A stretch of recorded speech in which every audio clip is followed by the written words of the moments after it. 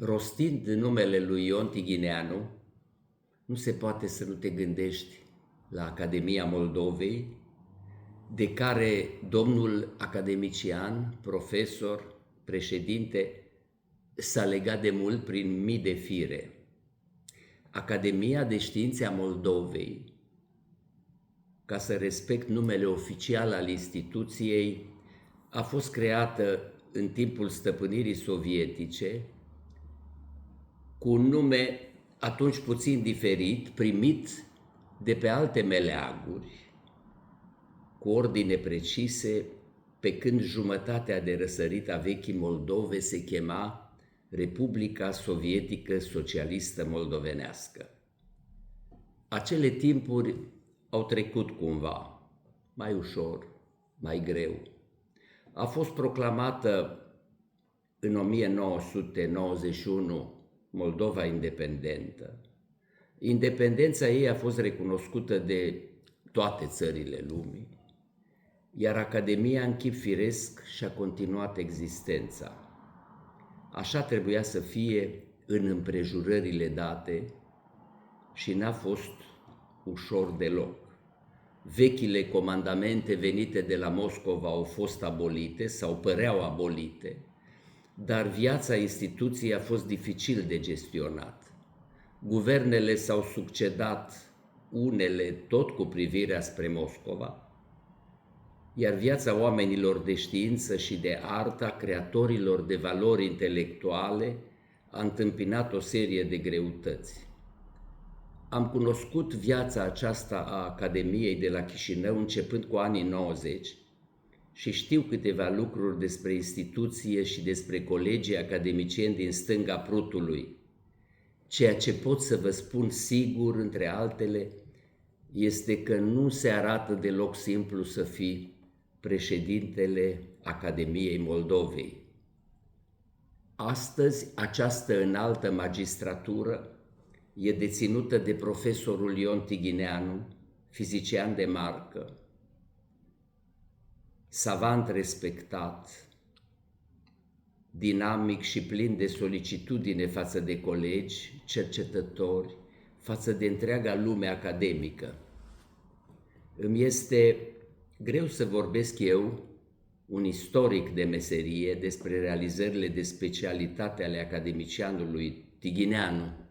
Aflu că lucrează într-un domeniu de vârf al elaborării de nanotehnologii și că primul pas în această etapă nouă s-a făcut la Universitatea din Michigan prin anii 2000-2001, dumnealui fiind martor acolo, s-a întors la Chișinău cu gândul să facă primul laborator de nanotehnologii în Moldova și a reușit să-l facă.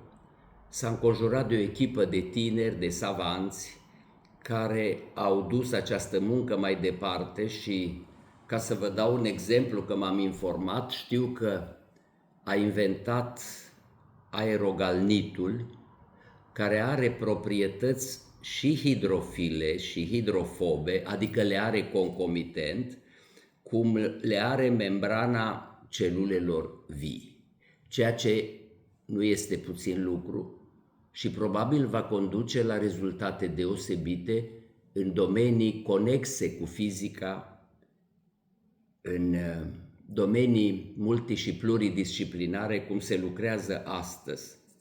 Eu l-am cunoscut pe academicianul Ion Tighineanu ca mare savant, vicepreședinte și apoi președinte al Academiei Moldovei, conducând o navă greu de păstrat pe traiectorie, printre valuri imense, cu vânturi neprielnice. Academia Moldovei a fost privată de zestrea ei de institute. Am muncit împreună cu alți colegi ai domniei sale cu gândul revenirii la vechea matcă, pentru că academiile aproape în toate țările lumii gestionează cercetarea științifică. Știam că Academia Română, creată în 1866 cu numele ei de Societatea Literară Română pe atunci, fusese menită să fie a tuturor românilor și că membrii ei fondatori proveneau din România timpului și din toate provinciile românești. 3 dintre ei erau din Basarabia: Alexandru Hașdeu, Constantin Stamati și Ioan Străjescu.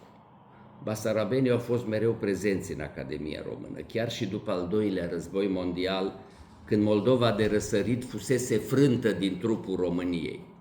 Apoi se înființase, cum arătam, o academie paralelă, care a funcționat în tot timpul apartenenței Basarabiei sau părților principale ale Basarabiei în Uniunea Sovietică.